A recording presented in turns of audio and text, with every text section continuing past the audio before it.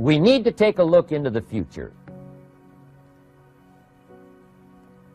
There are 4 things to consider in terms of attitude. One is how you feel about the past.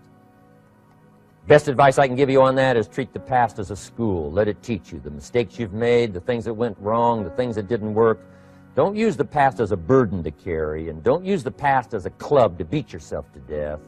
Past losses, past failures, past mistakes. But let the past be a school. Tough school maybe. We've all been through some tough stuff.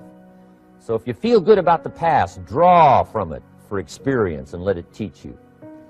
Then next is how you feel about the future. We've got to have the future well designed. The future is called the promise.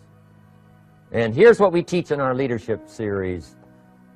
The promise of the future can be an awesome force for your own future. The promise of the future, designing the future. There's 2 ways to face the future. One is with apprehension, and the other is with anticipation. I promise you, in my travels around the world, most people face the future with apprehension. And here's why. They don't have it well designed. They've sort of left that up to someone else to fix. But here's the best way to face the future, with anticipation. And you can face the future with anticipation if the future is clear, if the future is well designed. And I would like to have you consider some thoughts with me that help me to really change my future by giving it some thought and some consideration. And here it is. In setting goals, it's very simple. Number 1, decide what you want. You just take a little time. You sit down and say, what do I want? What kind of skills do I want? What kind of income do I want for the future? What would I like? Where would I like to go? Places I'd like to visit. Habits I'd like to acquire. Skills I'd like to have. You just take a little time to think about what you want. Economics, friendships, people you'd like to meet, places you'd like to go. You just take some time. And then I suggest, when you've thought about what you want for the future, make a list. Just jot it all down. It's really a very simple process. And then here's number 3. Keep all the old lists.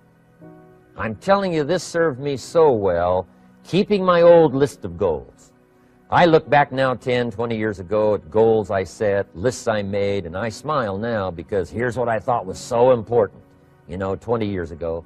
Now some of those things aren't even on my list. I've got a new list. I've grown. I've changed. I've matured.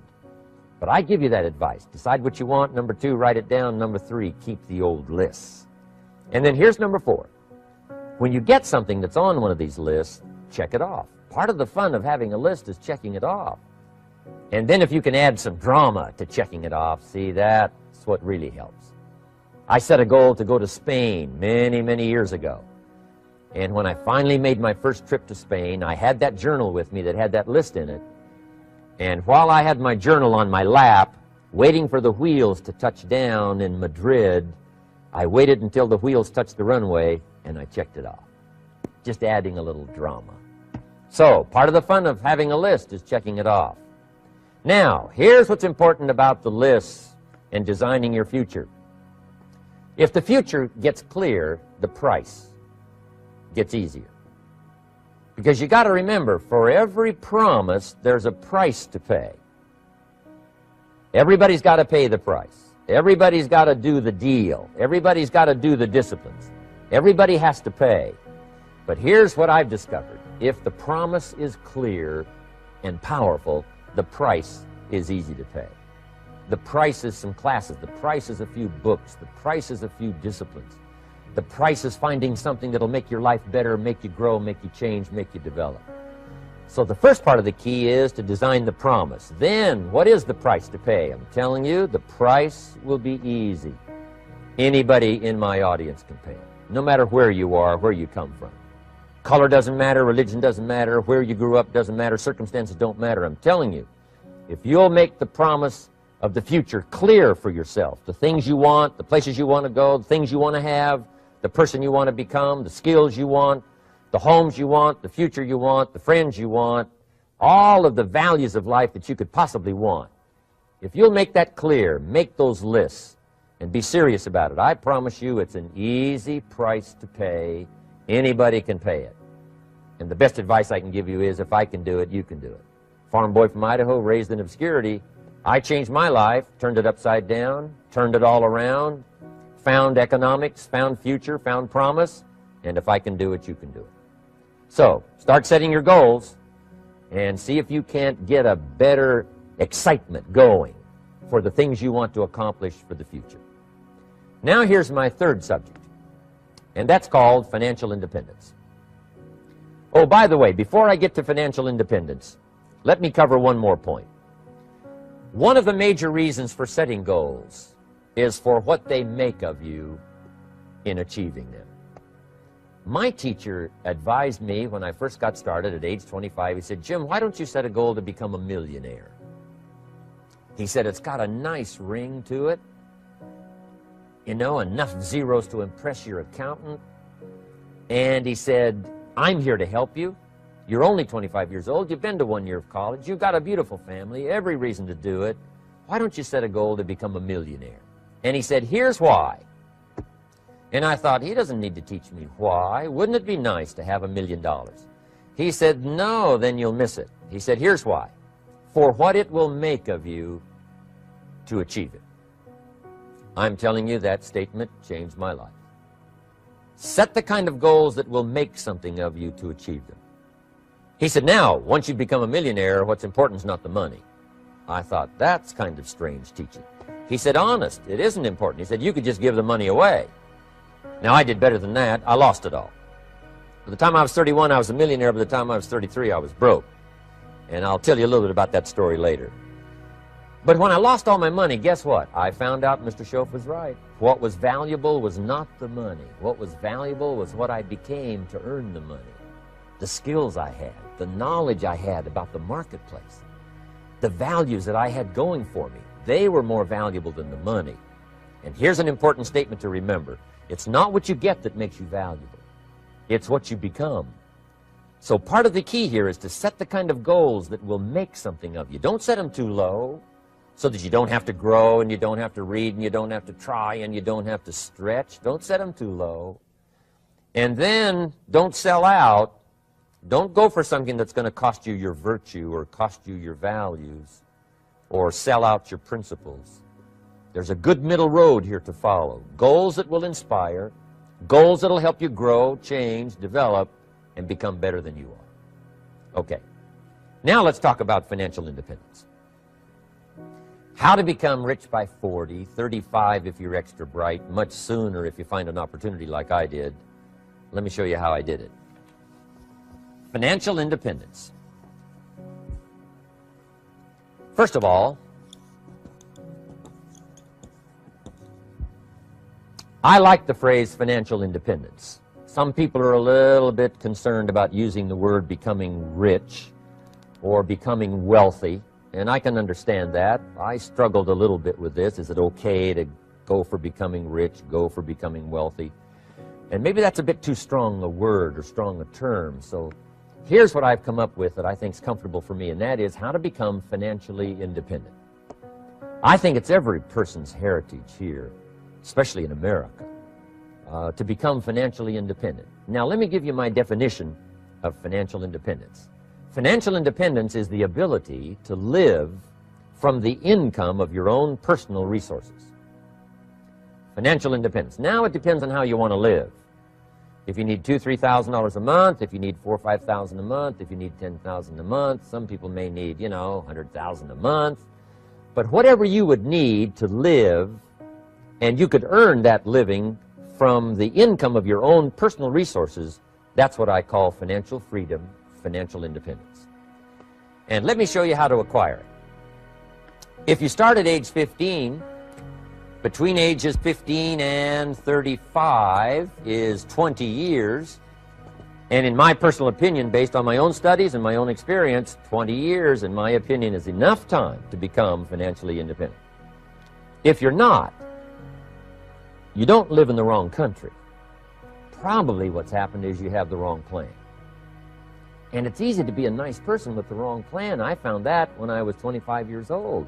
I was broke at age 25, and I was a nice guy. You would have liked me. But I'm telling you, my plans up until then, especially my financial plan, left me broke. I totally changed it the next 6 years, and I became financially independent. So I know what I'm talking about. It is possible in a reasonable amount of time, 15 to 35, whatever, 20 years' time, enough time. You can do it in a much shorter period of time, like I did if you want to. But this is a reasonable enough time. But here's number one. First of all, you got to have the right philosophy. Philosophy is our ability to gather knowledge and sort through it and decide what's valuable. To develop a philosophy about life, a philosophy about our health, a philosophy about our family relationships, a philosophy about economics. And if you develop the right philosophy, that's what helps to set this sail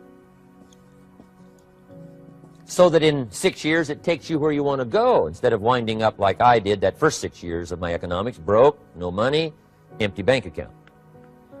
The right philosophy. Now let me give you a couple of philosophies to consider. Here's the first one. It's called the philosophy of the poor. And here it is.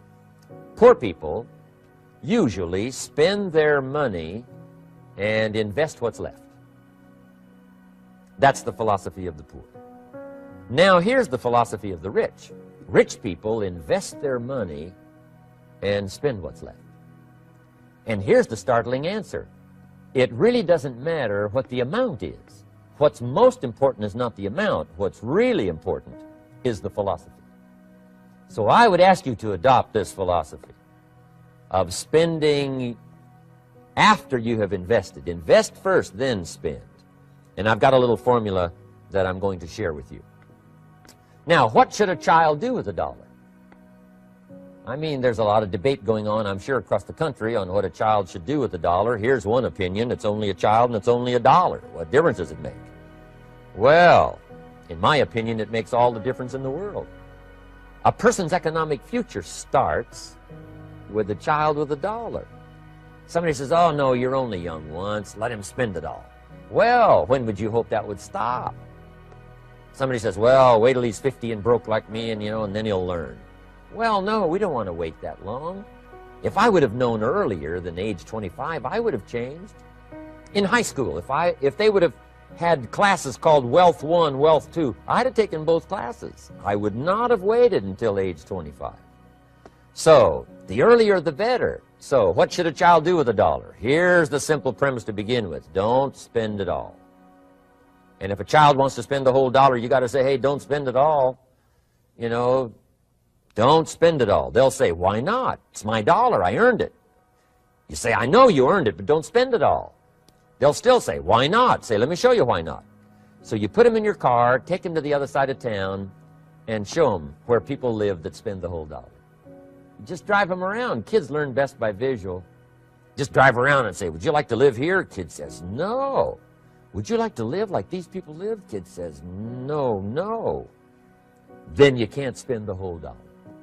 So, kids will get the message. So, take them to the other side of town, show them around, unless you already live there, and then just show them around.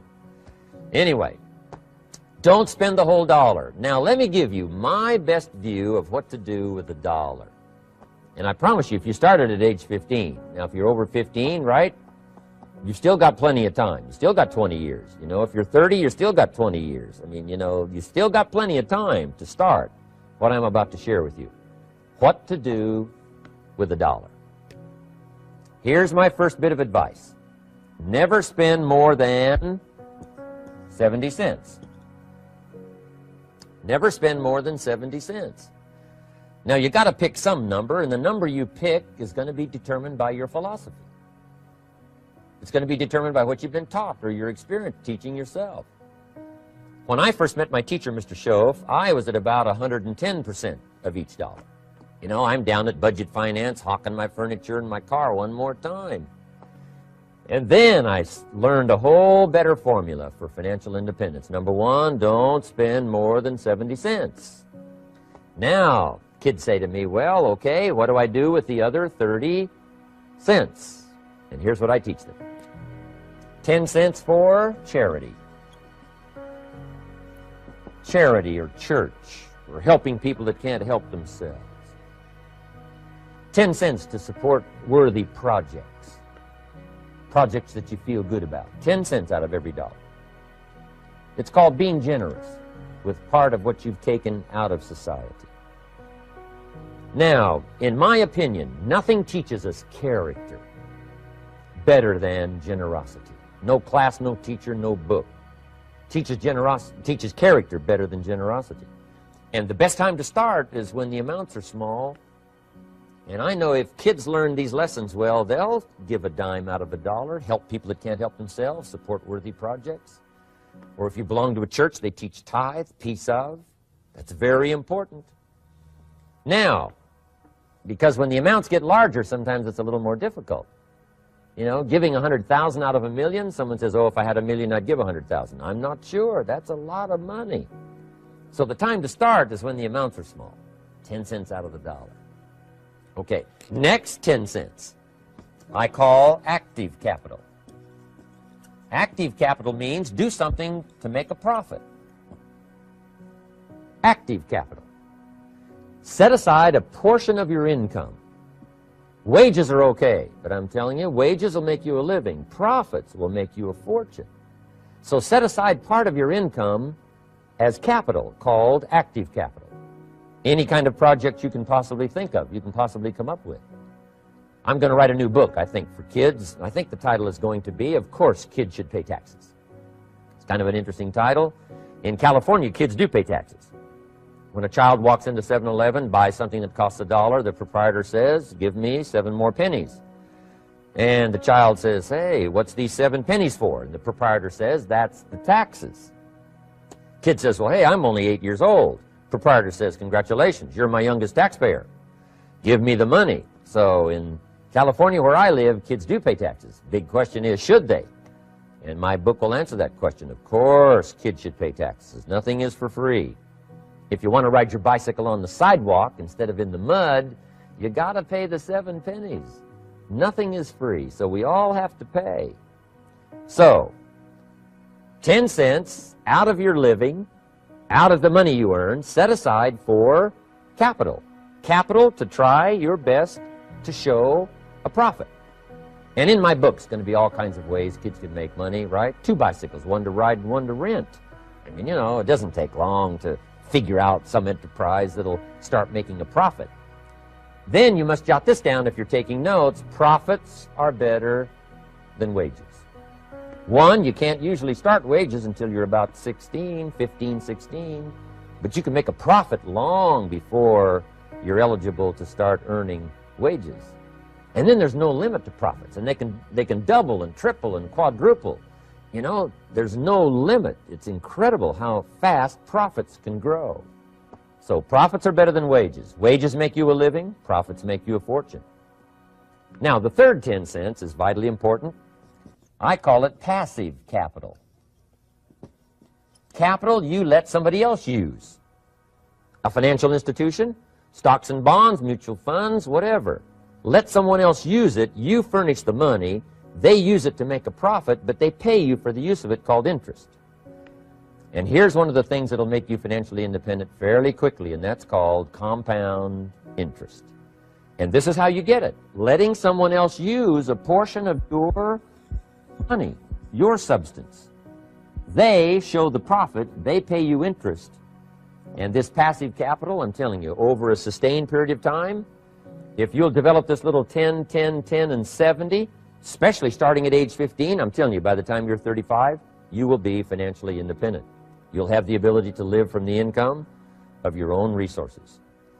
And then one more point on passive capital. There's a Bible philosophy. I'm an amateur on the Bible. But there's a Bible philosophy that teaches the borrower is servant to the lender. And if you want to be in a powerful position as you grow older, finally when you become mature, maybe have your own business, things have worked out for you for the future, the position you always want to be in is the power position. And that's called the lender. The lender is the power position. So if kids learn early enough, and then you ask them what they'd like to be when they grow up, I'm telling you, once they understand, they'll say, well, one of the things I want to be is one of those lenders. That's the power position, not the spender. No, you'll be pitied the rest of your life if you just become a spender. You got to become a lender. And I think this is one formulas to follow. 10 cents out of every dollar. Let someone else use it. Be the lender, power position. Then try to show a profit. Can't we teach our children how to take $1, search the neighborhood, find a broken wagon, pay $1 for it, bring it home, you know, clean it up, sand it until it's clean, paint it red till it shines, straighten out the wheels till they're true, take it back to the neighborhood, sell it for $5? Anybody can do that. Now, does the child deserve $4 profit? And the answer is yes. Society now has a mended wagon. And that's what America's all about.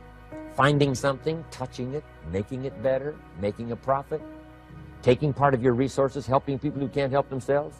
Let someone else use it to make a profit. Some projects require more capital than one person has. Exciting. And then let them pay you for the use of it. America's had this philosophy now all these years. Communism has taught all these years capital belongs in the hands of the state, not in the hands of the people. We've been teaching all these years capital belongs in the hands of the people, not in the hands of the state. And we turned out to be right. Capital in the hands of the kids, capital in the hands of the people. Enterprises that make a profit, enterprises that grow. It's the hope of our future.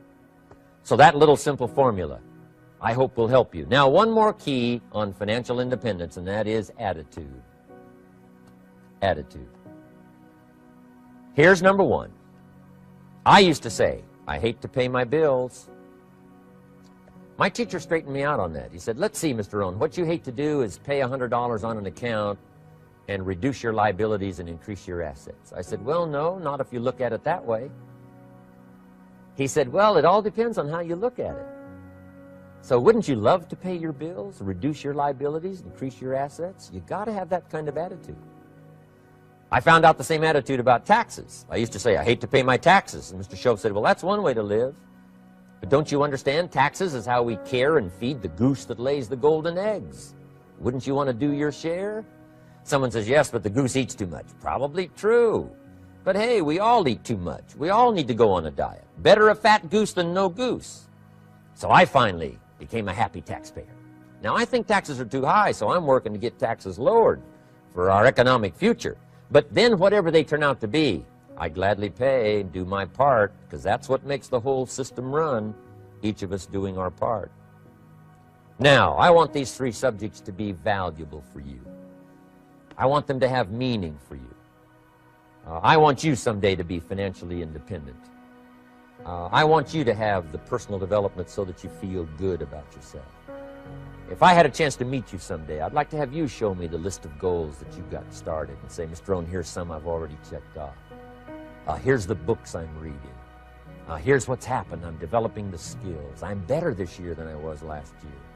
I've got more self-confidence. My skills are developing. That's what I want for you, and that's why I took the time to come and share in this video message with you. I do seminars all around the world, but this is one way that I can reach out and touch you in case you can't come to my seminars, wherever I am. Maybe this video will reach you somewhere, and it'll have an impact on your life. And what I'd like to do is later hear about it, a letter, phone call, or to have a chance to meet you in person. And now I'd like to leave you with these 4 questions called questions to ponder. These questions were valuable for me, and I want to make them valuable for you. Here's the first one, why? We all ask why we should work this hard, why take that many classes, why go to school that many years, you know, why take the notes, why read the books, why work that hard, why put yourself through the push-ups and the disciplines, why? Good question, why? Best answer to why, I think, is the second question. Why not? Why not see how many books you can read, how many classes you can take, how many skills you can develop? Why not see how valuable you can become to the marketplace and to your friends and to your family? Why not see what you can make of yourself? Why not see how far you can go, how much you can see, how much you can earn, how much you can share? Why not?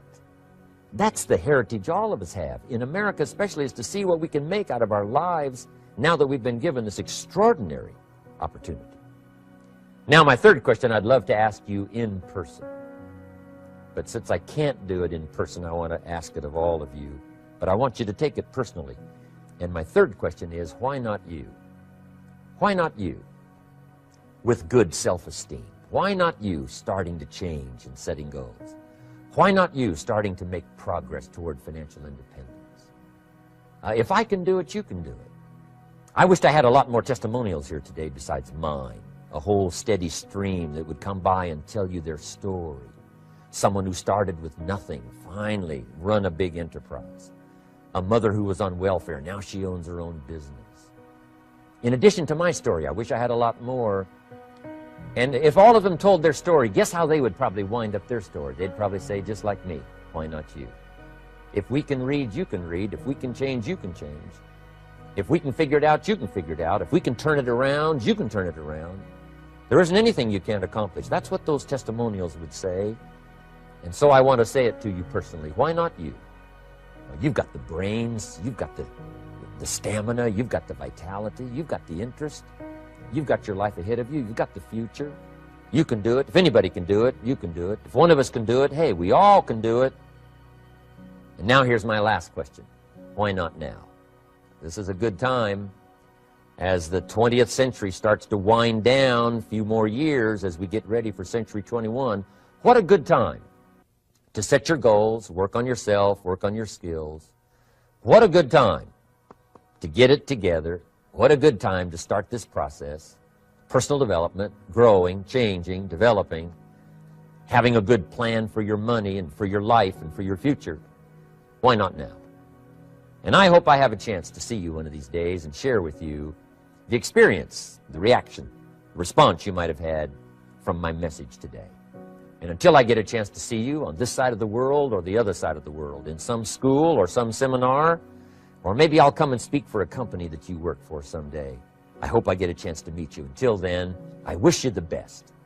I want all that I've gotten to be yours and much, much more. God bless. Goodbye.